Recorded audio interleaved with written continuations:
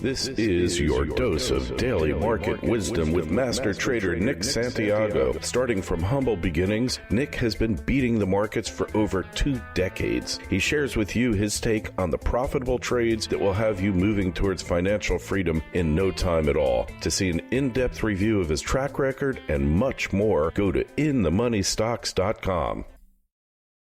Welcome. This is your daily dose of daily market wisdom with master trader Nick Santiago. I'm Kerry Lutz, and today is 5/26/21, show number 274. Well, basically, we're watching like molasses kind of trading going on here, huh, Nick? Well, it seems like it's, ahead of the Memorial Day holiday, which we have coming up next week on Monday, the 31st of May, markets will be closed. It seems like it's very, very quiet out here, and the volume trends are very, very light. And that's typical ahead of a holiday. We see that very, very often. Now, that doesn't mean something can't happen or we can't get a volume pickup. But right now, I have to say Monday, Tuesday, Wednesday, they've been very, very light volume trading days. And it looks like, markets are somewhat in holiday mode. I normally don't like to say that on a Wednesday. I like to say that more on a Thursday and Friday. But it does appear that way. Yeah. Well, hey, but Bitcoin's still trading 24/7, right? Bitcoin trades 24/7. And that is the hottest thing out here right now. All you do is hear people chirping about Bitcoin no matter where you go. You could go into a 7-Eleven or you could go into a gas station at the pump and somebody's talking about that Bitcoin. I've never received so many questions in my life about any kind of asset class like this. Yeah. Well, one person put a note down that we don't know what we're talking about because the value of Bitcoin is in its IP. But if that were the case, there's 9,000 or 10,000 other cryptocurrencies using similar or better technology, and they should be trading higher. So I don't think the quality of the IP, I think it's first mover advantage, and people are scared, and they've seen that gold and silver haven't done very much for a very long period of time. I mean, they have gone up, but nothing like Bitcoin. Yeah, nothing's moved quite like this Bitcoin has. And, I personally think it's a mania. I think that people have gotten so far ahead of themselves with this that, they don't look at anything else. But, gold and silver, we've talked about it before. They've been the true store of value since for 5,000 years or longer, and biblical times, if you want to put it that way. And I think they're going to remain the case. And gold is just a monster on the charts right now, looking very, very strong. And I like everything I see in the precious metals right now. All right, so let's talk about the precious metals.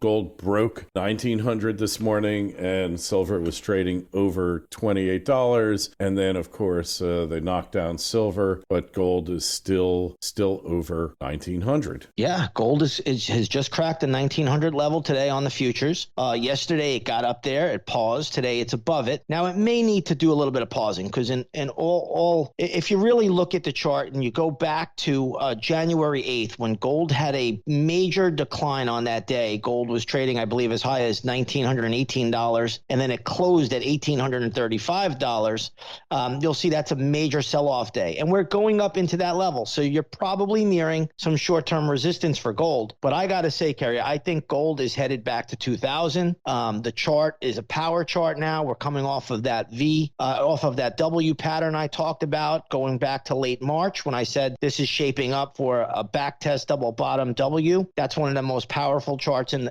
patterns in the business. And at this stage of the game, you'll get some backing and filling, but it looks like it's headed to 2,000. And it's going to take silver with it? Of course. Silver is the redheaded stepchild, so it goes right with it. And it doesn't, go completely in the same exact dance steps. It doesn't tango exactly. It may, do the hustle. But yeah, it goes with it. All right. Well, that's, I think, what people are looking to hear. That's what they're really into. I think quiet trading, we'll just call it a day here, but keep your eye on Bitcoin. What's going to happen when it breaks that 200-day moving average, Nick? Well, unfortunately, when Bitcoin goes back and tests that 200-day moving average, and even more so the 30,000 psychological level, because that's what it did. It went down, pierced the 200-day moving average, which was at that time on the day it did it around 31,100. It went as low as 30,200, and then it had the big rebound back up towards 39,000, 40,000, and that's normal. That's just a normal technical level. But once you come down and take down that 30,000 20,000 psychological level, it's lights out. This thing will trade back down to 21,000, potentially even 17,000. Hey, and remember, when I put that headline on one of our interviews several weeks ago, we were not so graciously informed that we just don't understand crypto.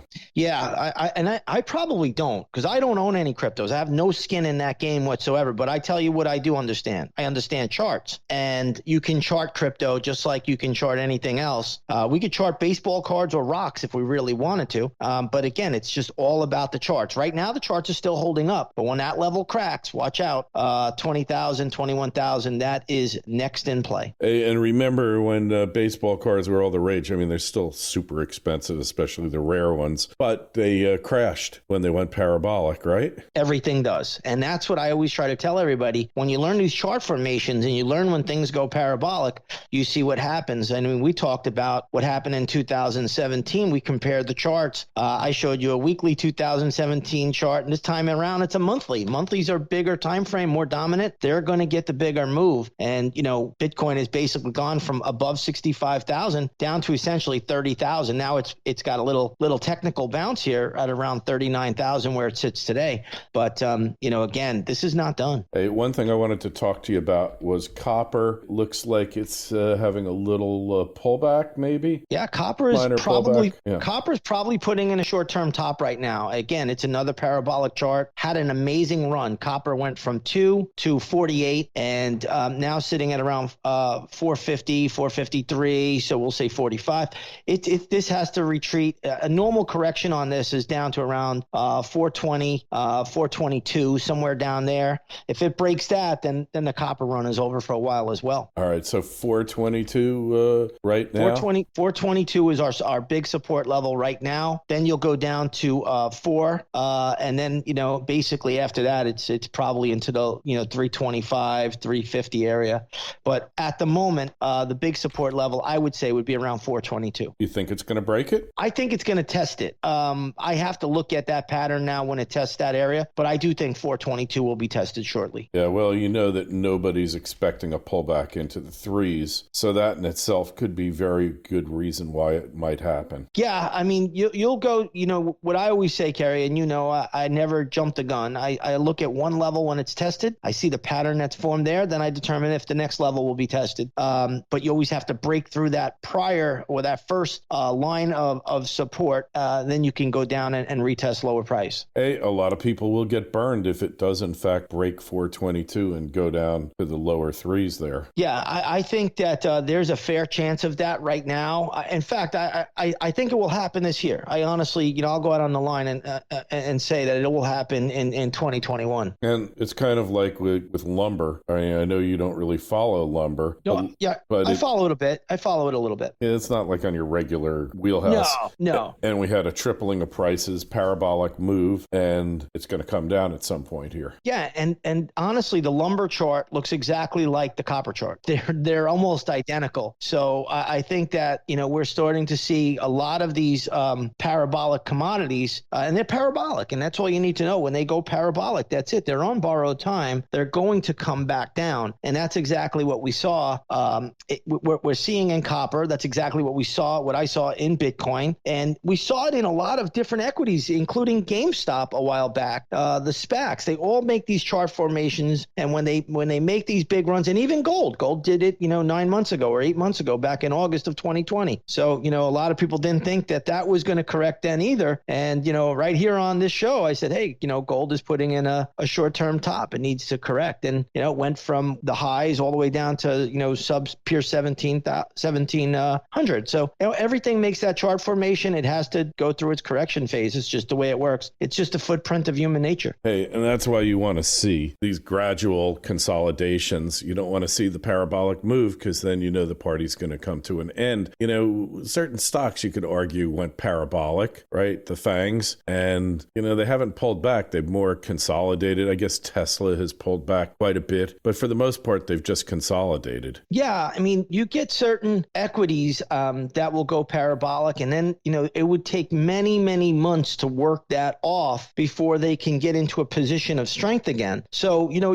that's why I always say you have to look at how these things come down, and you have to determine, you know, where the breaks are, and if they break certain certain points, will they go down and test the next level? But that's how it works. And that's why it's a little bit of an art form, but more important, it's really, I think it's a science. And you just watch these charts and you let them guide you. You never really want to assume anything in this business. Just let the chart formation tell you what to do. And that's when you anticipate what we call the anticipators. And that's how you trade. That's how you make the money. All right. Well, if you're interested, go over to inthemoneystocks.com and find out how Nick does it. Check out the Twitter feeds at ITMS, at Nick Santiago01, and at Kerry Lutz, and send your emails to my address, kl@kerrylutz.com. Nick, that's it for today. We'll talk to you tomorrow. Sounds good.